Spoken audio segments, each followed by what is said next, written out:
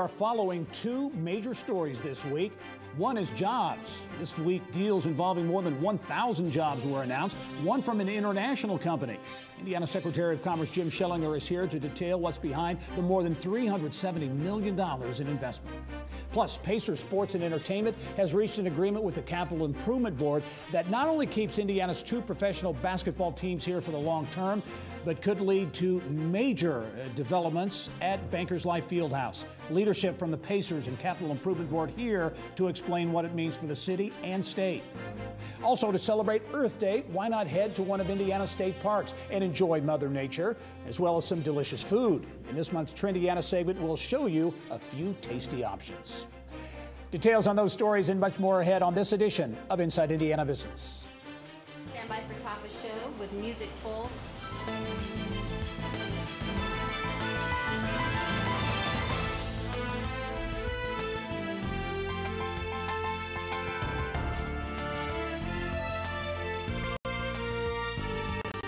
Stand by D1 Sound, sponsored open with music.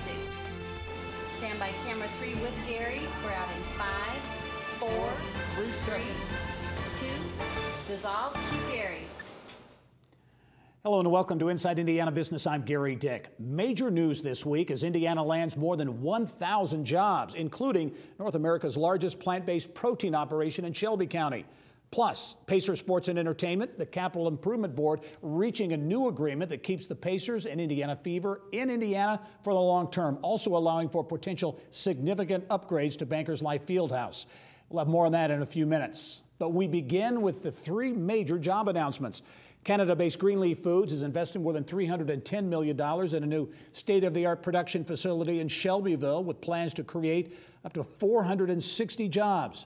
In Carmel, two companies expanding. Zotec Partners, a medical professional services company, plans to triple its footprint with a new headquarters and up to 300 new jobs. And global IT consulting and staffing firm BC Forward will establish a new digital training center in Carmel with over 300 jobs over the next 2 years. Joining us now with a look at how these deals came together and the impact, I'm pleased to be joined by Indiana Secretary of Commerce Jim Schellinger. And Secretary Schellinger, it's always great to have you on the show. Thank you. A lot to talk about. So first of all, before we dive into some of these big announcements, general themes, big week in terms of jobs, lots of jobs. International influence in some of these announcements, and also some diversity. So not just manufacturing, but a diversity in terms of sectors. You bet. Greenleaf is from Canada, so we're very proud of that. But we also, just this week, we've gotten jobs in the agribusiness and the manufacturing services, the professional services area, information technology, which we're growing over 2 times the national average. And we also landed jobs in logistics this week. So every single one of our focal point areas is really robust. Yeah, it was touched on. All right, let's talk about Greenleaf, which was, in terms of size, the biggest deal this week. $400+ million investment, 400 jobs, 460 jobs. I should say the investment over $300 million. Talk about that. And it's an agribusiness investment. That's right. And this is phase 1 of a multi-phase project. So we learned about these folks about 6 months ago. We met with them 3 or 4 times, the last one being up in Canada. And I can't say enough about Mayor Tom DeBron and Brian Ashley down in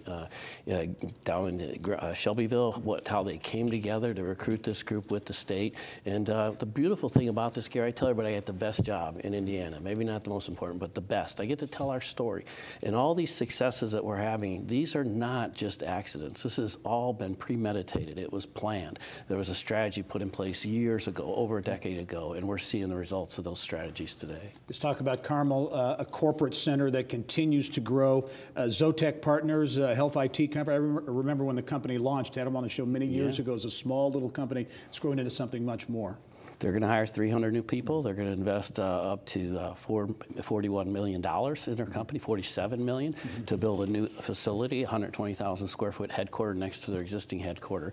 And of course, they're medical revenue cycle manufacturer providers. So the governor was very excited to be up there to join them for their announcement, along with former Notre Dame coach Lou Holtz. Yeah, interesting.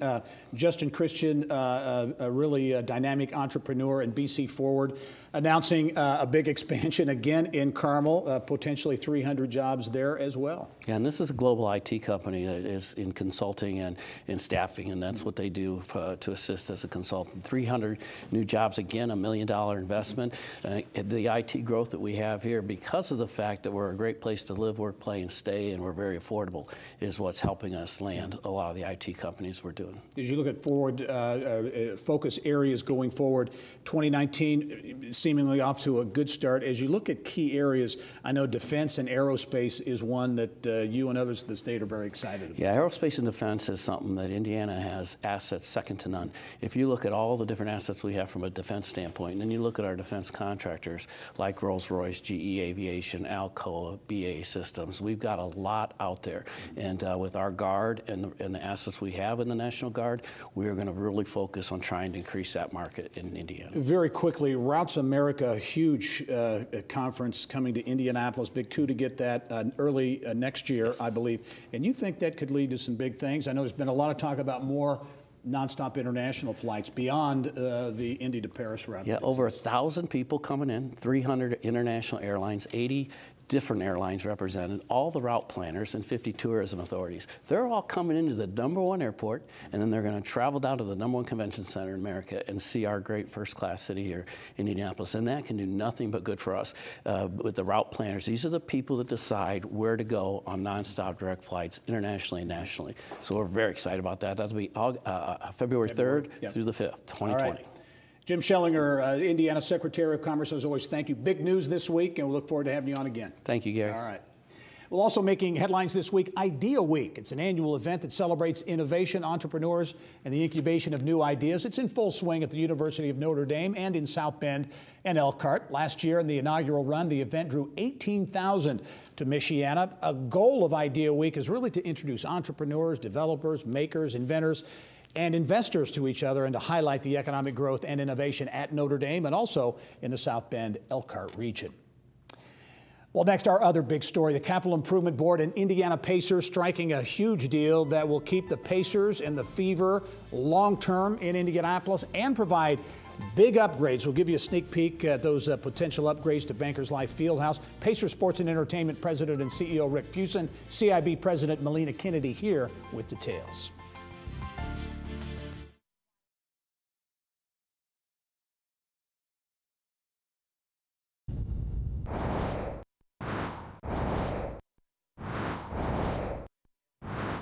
Here's what's making news now around Indiana.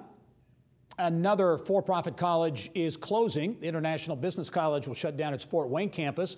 In a notice posted on the college's website, it cited declining enrollment as the reason for that decision. Current students will have the opportunity to complete their programs in Fort Wayne and graduate by the end of February 2020. Fort Wayne-based Aardvark Straws is hiring 70 new employees. That company opened its more than 100,000 square foot paper straw manufacturing facility in February. Nearly 70 manufacturing jobs will be filled over the next 3 months. 30 will be filled immediately. Aardvark recently picked up traction as the supplier of Purdue University dining straws. And Indiana State University's Scott College of Business, the dean there, Brian Smith, is leaving. He's been named provost and vice president for academic affairs at Youngstown State University in Ohio. Smith joined the Scott College in 2012, and in his tenure, he expanded online programs, increased the number of women leaders there by 30%, and helped earn more than $9 million in external grants for student programming and scholarships. Well, our other big story this week that we are following involves the Indiana Pacers, the Fever, and Bankers Life Fieldhouse. Pacer Sports and Entertainment and the Capital Improvement Board reaching an agreement that keeps both teams in Indiana for the long term and allows for potential significant upgrades to Bankers Life Fieldhouse. Here now to explain why this new agreement is important and what it could mean for the city and the state, our Pacer Sports and Entertainment President and COO Rick Fuson, and also Capital Improvement Board President Melina Kennedy. And welcome to the program. Thank you. This is a story that has been brewing for some time now and of great interest in Indianapolis and around the state as well. Melina, as you look at this deal, a long-term deal, 25-year deal that will keep the Pacers and the Fevers here, Talk about the particulars of the deal. It's really exciting. A 25-year commitment to continue that strong economic impact that the Pacers and the Fever have brought to the state and the city for years is huge. What's important is it's a 25-year deal. It will involve refreshing Bankers Life Fieldhouse, which is really important because while the Pacers and the Fever play there, which is huge, both in economic impact, we have over 500 other events there as well. So it's a 25-year deal, no new taxes or new fees, thanks to the bipartisan support of the legislature. Senate Bill 7 and other legislation helps support it. $360 million overall is the deal. How does that break down? The Pacers end up putting in $65 million of that. And that's another really positive aspect of the deal. So it's a $360 million refresh of the existing building. The Pacers, importantly, are putting in $65 million. We really appreciate the commitment of the Pacers and Mr. Simon, but the state and the city have also contributed as well. Yeah. All right, Rick, want to talk about these improvements because these are rather dramatic and people will notice once they are complete. Talk about what's planned for Bankers Life inside and also outside. Sure. Let me just first say on behalf of Herb Simon and the Simon family how important it is for them to keep the Pacers in Indiana. They've wished for nothing else for so long, and this new deal with our friends and partners at the CIB with help from the state and the city makes that possible, makes it possible for us to be here for another 25 years. There's nothing more important than that to Herb and his family. But the improvements, we got to remain competitive. And as we see there, we're looking at a plaza on the north end. It's going to be a really new gathering space for downtown. So many of the new buildings that we'll see, and you even see a skating rink, which we think will bring more people downtown, even if they're not coming to a Pacer game or to another event. And then in the balcony, we're going to be taking 8 rows off the top of each side and making more areas for people to stand and to gather. As we've done focus groups, we've heard from folks that they want more offerings and especially more areas to be with their friends where they're not just confined to a seat. Yeah, you feel as though this can have an impact beyond the immediacy right there of Bankers Life, but the Near East Side of Indianapolis. Yeah, I don't think there's any doubt about that. Think about it when you come from Lucas Oil Stadium through the Convention Center, up the 3 blocks of Georgia Street to the redone Bankers Life Fieldhouse, looking through the translucency of the new look into Maryland Street now, into where the jail site is, then to Cummins, then to the new offerings of the north side there, Near East Side on the north. But it's just great. I think it really will even make our downtown more walkable, more friendly for all the conventions and events that we have. Yeah, and Melina, as you look at Senate Bill 7, not only the Pacers Fever, but Indy 11, a stadium there, as well as 2 new hotels were part of that status. Yep. So the overall CIB vision is to continue the economic impact of $1 billion a year that we've had on the state and the city. And so this is one piece of it. The convention business is huge, keeping our Gen Con, our FFAs, as part of the customer surveys there and talking to our customers. Having more hotel and convention space is a critical piece. So as we continue to try to have this $1 billion plus every year economic impact by the CIB, a big piece of it, of course, is the Bankers Fieldhouse and the Pacers. And this particular 25-year deal will have a $13 billion economic impact on the state, which is huge. Yep, and the city will essentially take over the hotel piece. Those will be built there. Rick, as we wrap up, timetable on the improvements that Sure, we're in the process now of acquiring some land, acquiring a parking garage. Next spring, we'll start construction. We'll be closed for the summer of 21 and summer of 22, and finish in 22 and the summer of 20 as well. And we'll have it done by sometime around October of 2022. All right, major news concerning the Pacers, the Fever, the Capital Improvement Board as well. Melina Kennedy and Rick Fuson, thank you both for being here. We'll talk to you soon. Thank you. Well, next, the difference between a company's financial success and failure can lie in its workplace culture. CEO of First Person, Brian Brenner, joins us to explain how his new venture, Performance Lab, will attack that issue.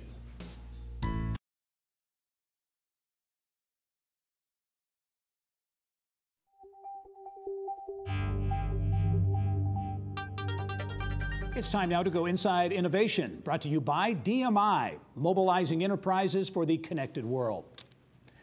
Well, a team of executives from benefits and compensation advisory firm First Person has launched Performance Lab. Now, it's a new firm providing corporate leaders with tools for strengthening performance. The firm utilizes the Performance Climate Survey. It's a field test that provides insights into a company's performance culture. First Person CEO and founder Brian Brenner joins us now to talk more about this new venture. And Brian, as always, welcome to the program. And I should mention you're the founding partner of this new venture performance lab. First of all, this is a new standalone company. Right? Yeah, new company. We've experimented for a number of years with how to help our customers become better performing around their people, their business. It's just part of what we do, and this became an opportunity to establish a standalone and really go for it. But why do it? Because you're putting a lot of focus, intentionality, resources toward this. Why do it? So for our customers who are high growth and who care about their people, being high-performing businesses is critical to their success. And if we can add a component and an optional something they can turn to for support in getting there, and they can network with others like them to become better, that makes our whole business better, it makes our community better, and it serves those clients really, really well. Talk about the model and how you accomplish this. I know you have a performance client survey that's part of this and other things. Talk about how it all works. Yeah, so the core of this is that executives need to understand how they're doing across the enterprise in two areas. Business strategy, is that strategy working? Do their employees know how to come into that and make a difference every day? And is it the kind of place people want to be? So it's not your typical engagement type culture piece. It's really about the climate of the entire organization and how they're doing on those two strategies collectively. In terms of, and you just launched not long ago, but already have a number of recognizable brands that are part of your customer base. I know Goodwill Industries is there, as well as a number of others. Yeah, we've had a great early outset of customers. Goodwill Industries, Indy Chamber, CICF, Business Furniture. These are leaders who are working to make something new happen for our community, for their business, for their people. And it's very energizing to be working with them on this work. You talk, and we do a lot about culture, certainly, but this, as you mentioned a minute ago, this is about culture, but a little bit different. Yeah, right? The word climate is carefully chosen, right? So it's really not just about the culture or how people are feeling, but it's both the strategy of the business and do people understand it? Can they get into it? Do they know why we're doing what we're doing, measuring what we're measuring? And then do they really feel like this is the kind of place where my manager has my back? So it's those two things together, Gary, that really we see not happening in the market enough. So we thought, let's bring that forward in Indiana. And quickly, you used the term measure. You know, you're measuring it, which I think is probably a very important piece there. Yeah, so the executive teams who perform well are those who measure as much as they can, and there are areas that have been difficult. We're making it possible to measure and have that cohesive approach. Very good. Brian Brenner, CEO of First Person, also Performance Lab, now a standalone company. Brian, thanks for joining us. Thank you, Gary. All right.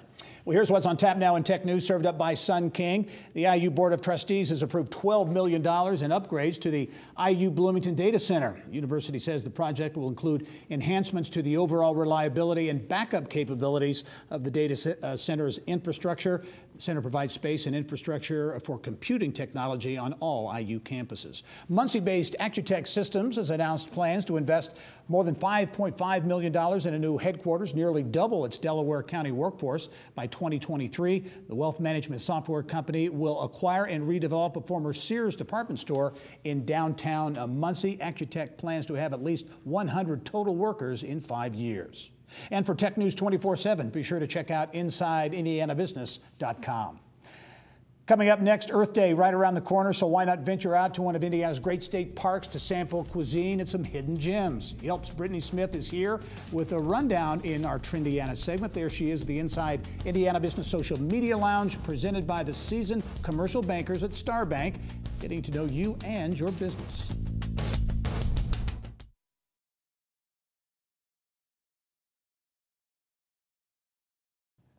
Well, in this month's Trendiana segment, we want to celebrate Earth Day in a fun and delicious way. Yelp's Midwest Regional Director Brittany Smith is here now to share some tasty treasures that she found next door to 5 Indiana state parks, and it could make for a great day trip to help celebrate Mother Nature. And as always, Britt, welcome to the program. Thanks for having me, Gary. Earth Day, April 22nd. It's coming up, and this is a cool way to maybe add some spice to that celebration. Exactly. We hope we inspire people to unplug, get out there in nature, and then find a new local adventure while you're at it. You have given us a really great statewide tour here of state parks. You begin with Turkey Run State Park, western part of the state, not far from where I grew up, a great venue. Yeah, you got Under the Arch. So this is one of those small town feel kind of places. The Yelp reviews are loving that you can go there. They've got antiques, Hoosier memorabilia, a salad bar for those who are hoping to be healthy, and then some breaded tenderloins that you can't miss out on. Oh, tenderloins, yes. love that. Let's go up to Northwest Indiana, the Indiana Dunes in the spotlight now, just named Indiana's first national park. That's right, one more reason to visit. Yes, we've got Ivy's Bohemia House, and people love that it is dog friendly on the patio. You can go there and find craft cocktails as well as several Hoosier beers, so you can really go from the park with your pup and continue the adventure. All right, down in Brown County, in Nashville, Brown County State Park. You don't have to be a leaf watcher to really get down there and enjoy. Yeah, it's not just for the fall months. So located just a few doors down from the Visitor Center, Ooey Gooey Cinnamon Rolls. It's a newer business on the scene. People love that they've got the classic cinnamon rolls that are, you know, crunchy on the outside, soft on the inside, but some new ones like lemon blueberry. So it's a really fun spot. Back here in central Indiana, Fort Benjamin Harrison, in Lawrence, Porter Books and Bread. Yes, coffee roastery meets sandwich shop meets bakery, located in an old military barracks. And another fun announcement on that business, they're opening a new spot in Greenfield, Indiana, coming soon. Expansion. Yes. You are really giving us a great statewide flavor here. Let's go down to southeast Indiana, Jefferson County, Clifty Falls State Park, and it's Bad Apple Max. Yes, a little Irish flair. So after you've done some hiking, you can have some really hearty Irish stew. They're also known for their blueberry coffee cake as well as their Bad Apple Mac burger. So if you want something that really sticks to your ribs, they've also got that great patio to see that Madison architecture that's right there. Yeah, and these, Brittany, really are kind of hidden gems because they truly are. I think the state parks are hidden gems. People don't get out enough, and these are great places to go and really get some great, unique food. Yeah, it's true, and it's like when you go to Turkey Run, you feel like you're in another state. So you can really go just 2 hours, you know, from Indianapolis or wherever you live with throughout the state, and there are adventures right there for you. And as we wrap up, these are examples to these restaurants and these venues of entrepreneurs and people who are really not only making some great food, but they are really making a business for themselves. Yeah, and it's a sign that you can be in small town Indiana, but if you make something great, people will come for it and make a day trip out of it. All right, some great ideas around the state of Indiana at Indiana State Parks. Brittany Smith from Yelp. As always, great information. We'll talk to you soon. And the food smells great too. That's right, delicious. Good stuff. Well, coming up, cancer is the #1 killer of firefighters across the country, but there's a new app on display at the Fire Department Instructors Conference in downtown Indianapolis, that major event, and it could wind up saving lives. We learn how in the business of health. Plus, Indiana Wesleyan University has launched a strategic plan aimed at boosting its online profile. IWU's Chancellor Matt Lucas and the Director of Strategic Program Launch, Aaron Crisp, they will be here to talk about that plan and what it could mean.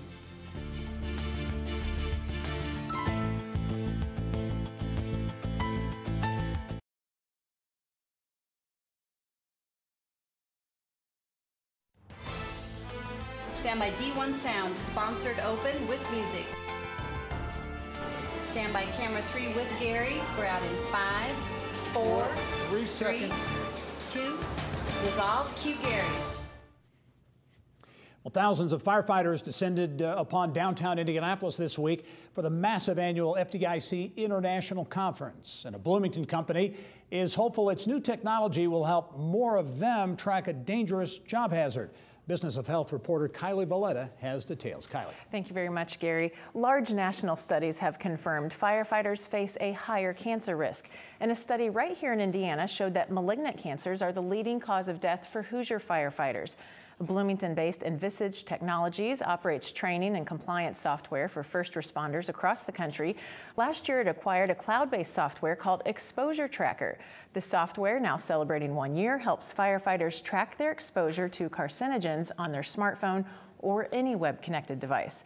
Co-founder of Exposure Tracking, Clive Savacool, and Kim Storvik, Customer Outreach Manager for Envisage Technologies, join me now to tell us more. Thank you both for coming to the show. Thanks for having us. So Clive, you have a very interesting story. You're a firefighter, and your personal experience really opened the door to creating the software. Can you tell us about that?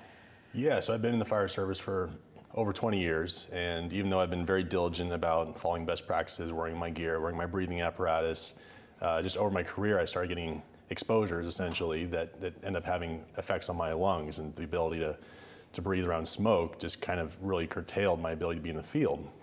And over my career, I noticed there wasn't a really good platform on being able to track your exposures. I just did it on a notepad and kept it in a file in my garage. And so they kind of bring about the concept of exposure tracking software. And so you developed it and now have this great tool for other firefighters to use, which it's important to mention it's free to use. You had a booth at the FDIC this week, getting the word out. Tell us exactly, Kim, what is the software? What can it do for firefighters? Yeah, so the software is a web-based software package, so you just navigate to firstforward.com, and that's what it's called. And exposure tracking is one part of the website. So that's the primary thing that we're talking about at FDIC, is providing this free tool to the fire service. But in addition to that, there are other tools on the site that can help with firefighter health and safety and wellness. One of those examples is that there are a lot of training opportunities on First Forward. So not only can firefighters track their exposures and what they respond to, but they can also then go take important training to help them learn those best practices and be as careful as they can in the field. It seems obvious that firefighters are exposed to more carcinogens, but why is it important for them to be so diligent about documenting it? It's a great question, and it's similar to why we would go have an annual physical with our doctor. It's even if we're feeling fine, going to the doctor, it creates that level of awareness, and so we kind of know what's going on with us. And exposure tracking through First Forward gives firefighters that ability to have that level of awareness on how many fires they're going to and what kind of symptoms they might be having that might be progressive and might be a subtle cough that gets worse and worse. And so our software gives them that ability to create awareness to what they're doing. So you have these little individual pieces of data, but what is the big picture goal? What is your ultimate goal with this software? So ultimately, the software isn't going to cure cancer in a firefighter. What the tool that we're providing is the ability to have the awareness that they're able to create, change their behavior. And so throughout their career, this tool will make them be more proactive with wearing their PPE, their personal protective equipment. It'll be more helpful with them as far as how they go and see their physician when they have a symptom. And so the software itself is going to be the tool to create awareness so they're more proactive versus being reactive once they come down with some sort of chronic illness. Change the behavior, like you mentioned. Exactly. Kim, you're a software company at heart, but you think your company has a unique approach, and that's played out in this, how you approach firefighters in this way. Yeah, so what we really try to do is work hand in hand with the people that we're serving. And so we spend a lot of time talking with firefighters and learning what the tools are that they really need to be able to improve their health and safety and do their jobs better and feel like when they go on the scene, they've got all of the tools in place that they need to be safe. And so that's why we have things like the training and things like that to pair with the exposure tracking. And speaking with them on a regular basis allows us to continue to develop our software. It's not a stagnant system. We want to keep providing them with the tools that they need, and they're the best ones to inform us. And so we do take a pretty unique approach in terms of partnering with them and gaining those insights so that we are sure that we're serving the population that we intend to serve. All right, well, Kim and Clive, thank you both for being here. Really important tool, and hopefully get the word out and more firefighters can start tracking. Thanks for having us. Gary, back to you. All right, Kylie, thank you. Well, in a little more than a year on the Marion campus, Indiana Wesleyan University Chancellor of IWU National and Global, Matt Lucas, has already made a big impact. And now IWU National and Global launching a strategic plan that focuses on 5 key areas to help the university seek out those perhaps who might not typically have access to higher education. This week's Eye on Education segment, Chancellor Lucas is here with the Executive Director of Strategic Program Launch, Aaron Crisp, to talk about the strategy. And welcome to the show. Yeah, thanks for having us. Matt, I'll start with you. And it was about 18 months ago or so that you arrived at IWU from Oregon, from the West Coast. First of all, your general perceptions. Now you've been here for a year and a half or so on the university and Indiana. Yeah, we've loved the university. My wife and I, we're still getting used to the cold. This was a cold winter. Right. But if you can get through this, you could probably survive anything. Absolutely. So. Well, big news at the university, and that's this launch of a strategic plan that's really focused on, well, there's an acronym, LEAP, L-E-A-P, Love and Educate Anyone Possible. It's kind of a driving force or theme, if you will, of the plan. Yeah. So if you look historically since 1985, we have been educating adult learners, and we're going to continue to do that. In fact, there's 37 million workers out there who have some college credits but don't have a complete degree, and we want to continue to serve them because if you look at that demographic, they make about $33,000 on average per year. When you compare that to those who have completed a bachelor's degree or a master's degree, they make twice that amount. So helping those people achieve their degree is critical. But for us, we like to leverage that experience and go to a broader segment of the population, and really working with the Fort Wayne Rescue Mission as that opportunity. I was going to ask you about that, because some unique partnerships and relationships, and one is, as you mentioned, the Rescue Mission of Fort Wayne, which is in the process now of I know, building a new headquarters, if you will, in Fort Wayne. Yeah, Donovan Cooley, the CEO up there, has done a phenomenal job of leading that. They're building this new building right downtown Fort Wayne, and we partnered with them because we have the same mission as a Christian organization to really serve the underserved.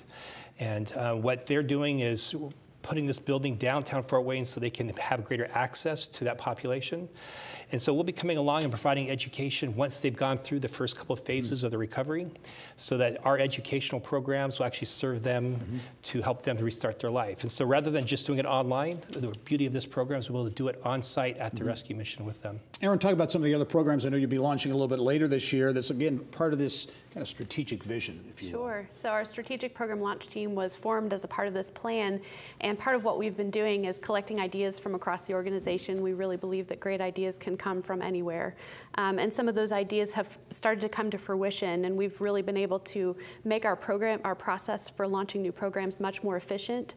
But we don't want to make things more efficient at the risk of losing quality. And so we still really believe that our process is resulting in some high quality programs.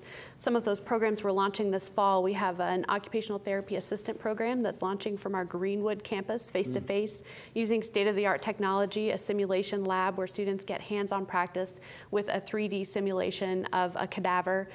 Great experience for students that leads to a really great quality career for them as an occupational therapy assistant that then can transition them right into a doctor of occupational therapy if they choose.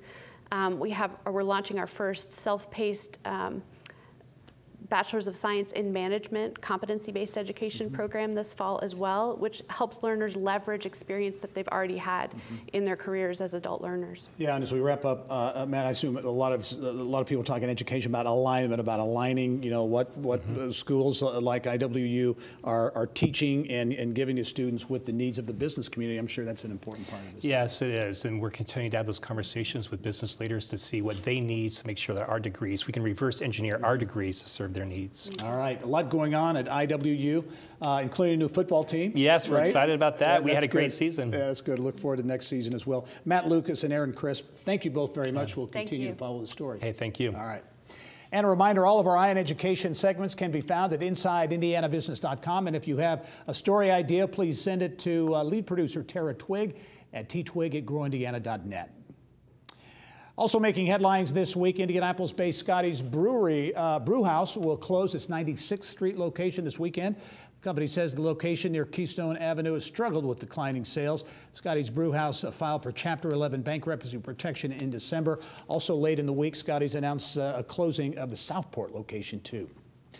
Well, still ahead, our insiders will sound off on some of the week's top stories, but next, the Indianapolis Colts beefing up their profile by evolving into a year-round entertainment organization. Colts VP of Communications Steve Campbell and Senior Director of Content and Production Matt Dominick join us next to explain what it means.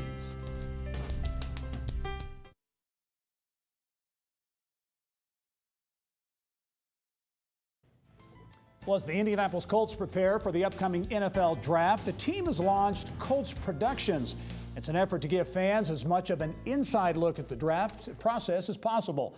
Bill Benner has more on this week's Inside Indiana Sports. Bill? Gary, thanks. Well, in the ever-expanding world of digital and social media, professional franchises are devoting more and more resources to creating innovative behind-the-scenes content that will provide fans the kind of access they've never had before. Thus, Colts Productions. And joining us today to discuss this new initiative is their Vice President of Communications, Steve Campbell, and Matt Dominick, Senior Director of Content and Production. And welcome to the show, gentlemen. Steve, let's start with you. Again, this is not something that just happened, but a lot of franchises are all moving this direction. They want to give fans, all those people looking on their phones. Absolutely, absolutely. It's our most prominent product is on the field on Sundays, and that's what most people are accustomed to.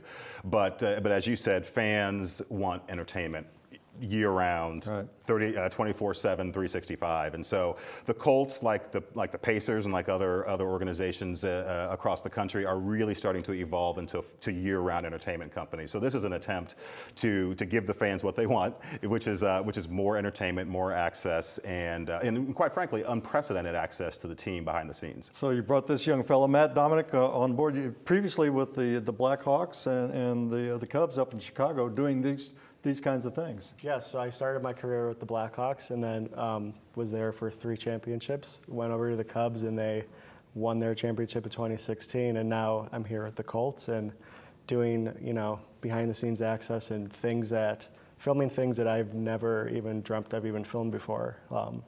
For the first episode that we had for the draft series that's coming out, or that came out, we were in Kansas City for the last game and the team lost, and we were in the locker room and filming after the loss, which is something that I have never done before in all my career.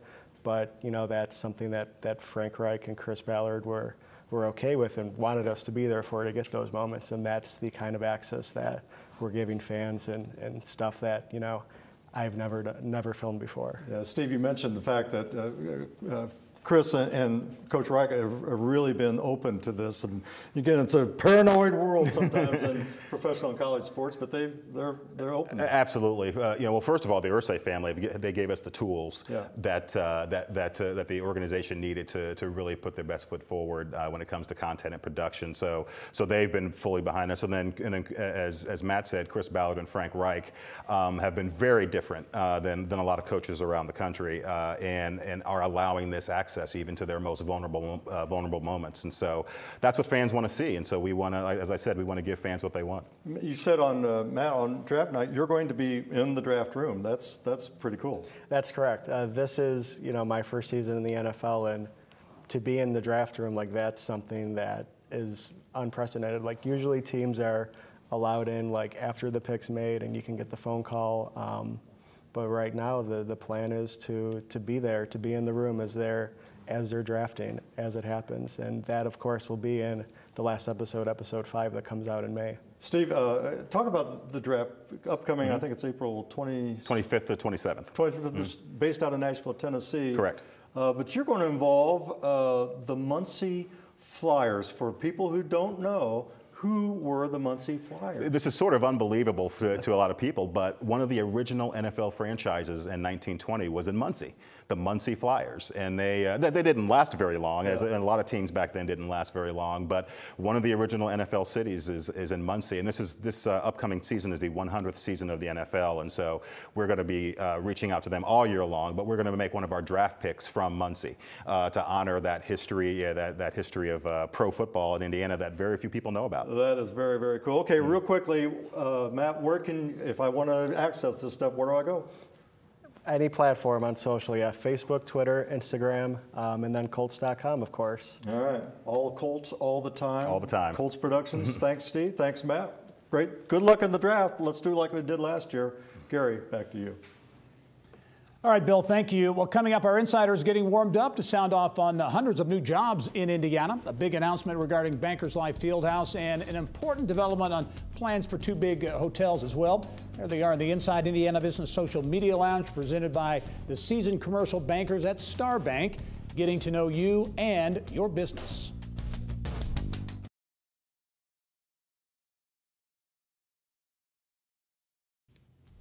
Each week, a group of insiders joins me to offer perspective on some of the week's top stories. This week, sounding off on more than 1,000 new job commitments announced this week in Indiana. A big announcement involving the Pacers and the CIB and potentially big changes at Bankers Life Fieldhouse. Also a partnership between the Fever and Salesforce. Our insiders this week are Faegre Baker Daniels partner Murray Clark, Center for Business and Research at Ball State Director Mike Hicks, and also Beck Communications Group President Laura Beck. And welcome one and all to the Insiders for another edition. Jobs, I think one of the big stories this week, to be sure, in Indiana. A flurry of jobs announcements, including some really big ones. Mike, Greenleaf investing $300 million plus in Shelbyville. planning to add as many as 460 jobs over the next 3 to 5 years. But then there are plans, they say, for, if all goes well, phase 2 and phase 3, which would mean more jobs. So a big commitment to Shelbyville. Right, and you kind of expect it there being in the metro area, but Shelbyville has got all the right mix for not only those jobs, but the follow-on jobs maybe in headquarters, R&D down the road. I think you're going to be talking a lot about Shelbyville on this show over the next few years. We want to talk about that in a moment. The Greenleaf deal is in the ag bioscience space, which is an emerging sector in the state of Indiana. The other big announcement, Zotek Partners in Carmel announcing a new headquarters and 300 jobs, essentially tripling its footprint there. And BC Forward is putting a new digital training center in Carmel, 300 jobs. So the announcements are fairly diverse in terms of the types of jobs. They are. They're diverse in types of the job, and they're also diverse in location. And I think that also speaks to the health of the commercial real estate sector, particularly in those suburban submarkets, because there isn't a lot of available land. There isn't a lot of available space, and there's available land, and they can really get in there. And then there's the construction jobs too that are associated with it. Murray, your take on this, because big announcements. Well, they're diverse, but really I think it shows the success of IEDC, Jim Schellinger, local leaders going after targeted growth areas like agribusiness, biosciences, advanced manufacturing, and like, and really targeting new jobs to high-wage, high-skilled jobs, which is really great news for this area. And some statewide activity. And Murray, one of the announcements this week, a maritime company making an announcement, I think 50 or 60 jobs in New Albany near the Port of Indiana, Jeffersonville. And as you're well aware, that whole area down there, River Ridge Commerce Center and the Port of Indiana, and all of the activity from a distribution and logistics standpoint. Well, River Ridge, and we've talked about River Ridge, is a transformational development down there, and it continues to have great success. So kudos to River Ridge, but also to the local leaders and the legislative leaders down there that continue to do the things they need to advance that community. Yeah, Mike, I want to ask you about Shelbyville, because I know you have some thoughts as you look for that next, I don't want to say boom community, but community that really is maybe on the rise in terms of investment and jobs and the things they're doing. You think a lot of what they're doing down in Shelbyville. Well, they've gone through an intentional planning process where they examine themselves using real data. The community leaders are working together. We talked about that off camera. And they're in a good geographic position to take advantage of all that in terms of attracting young people, millennials. They got great schools, plenty of developable land.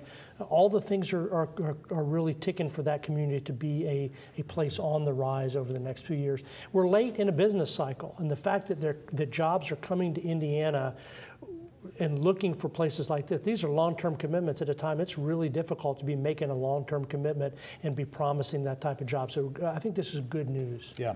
Another major story we're following this week, the Indiana Pacers Capital Improvement Board reaching an agreement which will essentially keep the Pacers and the Fever in town in Indianapolis for 25 years. But also, very importantly, they also detail some massive changes to Bankers Life Fieldhouse, both inside the arena and outside, with what could be a skating rink and gathering areas and those types of things. So some pretty ambitious plans, $360 million deal on the table with this new Pacer agreement. Well, I think it's terrific for the city. I think when you really look at the sports team ownership and the partnership that has evolved over time, there's a real commitment by the Simon family to be in Indianapolis and within the organization, as well as to have a sustainable future too. And for our community to have that, there's this huge spillover effect too, especially with the new renderings. Just think about what impact that's going to have on the Near East Side, on the Near South Side, as that development pushes further out. It really is, I hate to say transformational, but it really is for that part of town. It's going to be really exciting. And Murray, especially to add on to what Laura just said there, that Near East Side with Cummins and all the development you're seeing already there, in this one more piece that adds to development and what has been kind of an underdeveloped area really going to change. Yeah, you can kind of exhale now. We go through this periodically. In a market of our size, this is hard work. This is So kudos to the people that have worked on this and come to an agreement. Yeah, and Murray, too, the point about this, that Herb Simon and the Simon family wanting this to be a legacy, wanting to keep the team here and really wanting to make this happen. If you think of the legacy of the Simon family and all the things they've contributed to in town, this is certainly one of them that will be part of that legacy for sure. Right, and we talked about it off camera a little bit. There's a connectivity with the stories that we're talking about today. Mm-hmm. So we're trying to get high-skilled workers, new jobs in this community. This is a piece of the puzzle, mm-hmm. And really, I know it's difficult, mm-hmm. and it takes. And Herb Simon, of course, has been great to this community with the Pacers. Has had every opportunity to leave, mm-hmm. but has really been great to Indianapolis. As Murray said, these deals are difficult to do, and not every city gets them done. You know, it doesn't always go this way in other places. How important is it to keep a professional franchise, just from maybe the psyche of a community, the quality of place, quality of life quotient from a business standpoint? Well, from a pure economic standpoint, it's really difficult to know exactly if the trade-offs are there. But from a business standpoint, if you're talking about commercial development, which has really been an important focus here in Central Indiana, there's no doubt that it's beneficial.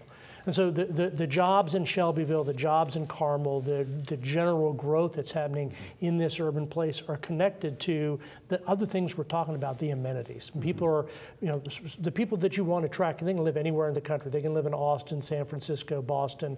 And if they're coming here, it's because there's something special about what's happening here that makes a difference. And this is part of that mix in Malou. Yeah, I should mention, too, that the Indiana Fever will be part of this deal as well. And they've made major news this week in an announcement of a partnership with Salesforce. Salesforce will have their Salesforce logo on the jerseys of the Fever. There are also some technology elements to that partnership as well. But that's a big high-profile deal for the Fever. It is an incredibly high-profile deal, and I am just continually impressed by what the Fever is doing right now. I mean, they are really an organization on the rise. And when you think about Salesforce's commitment to this team, and then you think about that residual value of a little girl or a little boy watching this women's league with a major company sponsoring them. I just really think there are so many intangible benefits to that, and that investment in women's sports is incredibly critical at a time where we are in our culture with the Me Too movement and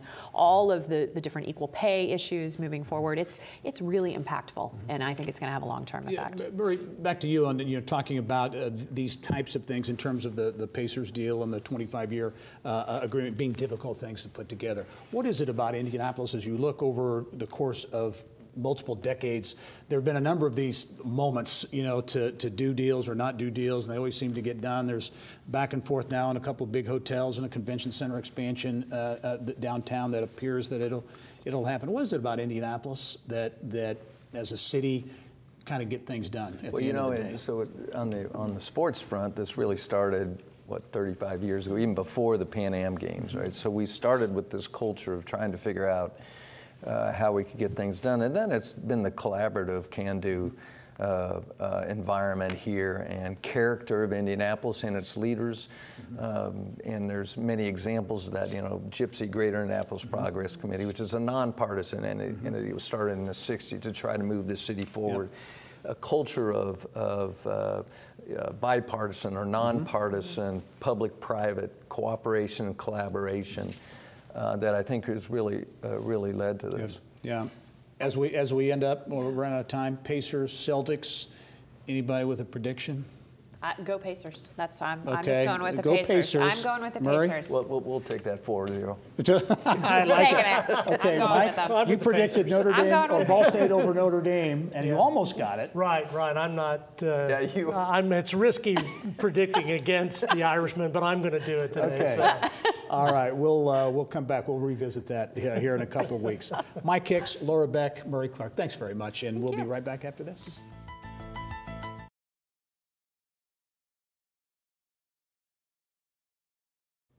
As we wrap up this week, a reminder to subscribe to the Inside Indiana Business Television podcast, a condensed version of the show, perfect for the ride to work, the airport, perhaps that grind on the treadmill. The IIB podcast is free. Just search for Inside Indiana Business at your podcast page or follow the links on social media and at our website.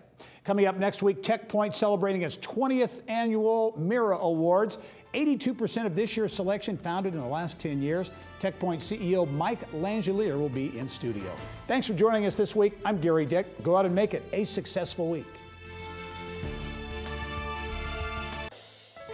Inside Indiana Business with Gary Dick is a production of Grow Indiana Media Ventures with support from WFYI Productions.